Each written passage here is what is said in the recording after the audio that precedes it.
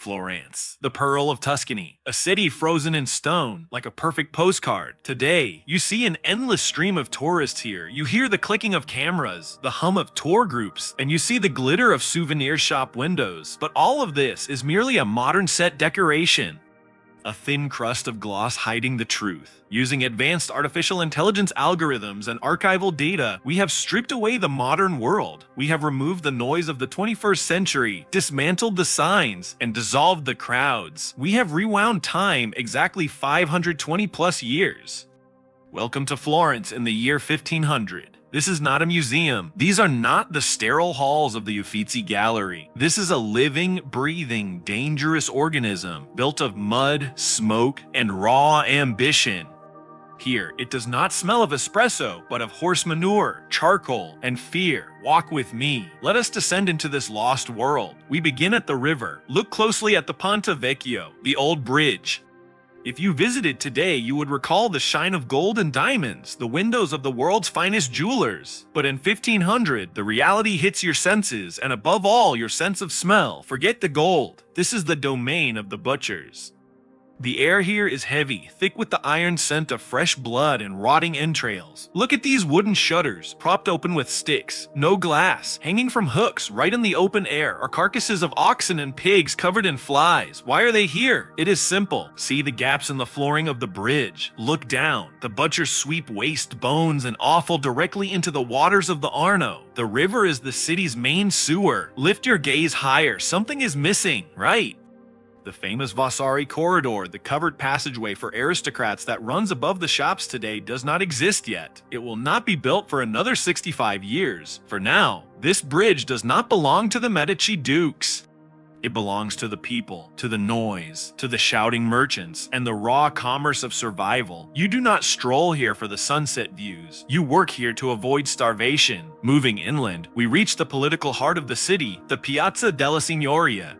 And the first thing that deafens you here is the strange visual silence, a stony emptiness. Where is the giant fountain of Neptune? It is gone. The block of marble for it has not even been quarried yet. Where is the equestrian statue of Cosimo I? It won't be here for another 100 years.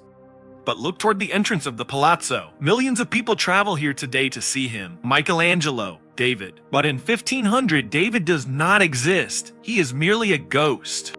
A massive block of Carrara marble, ruined by a previous sculptor and known as the Giant, is currently lying in a dusty cathedral yard, abandoned and unwanted. A 25-year-old Michelangelo is only just preparing to pick up his chisel to free the masterpiece from the stone.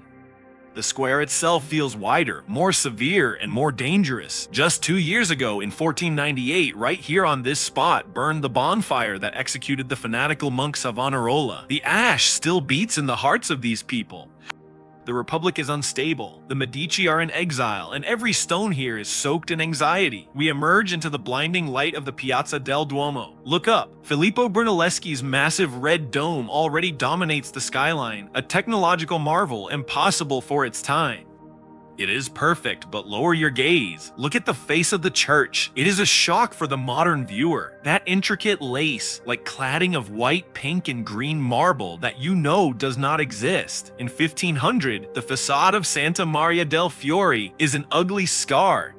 Rough brickwork, remnants of old plaster, traces of dismantled scaffolding. The previous facade, begun by Arnolfo di Cambio, was dismantled for being out of fashion, and the new one was never created. The cathedral has stood naked for many years.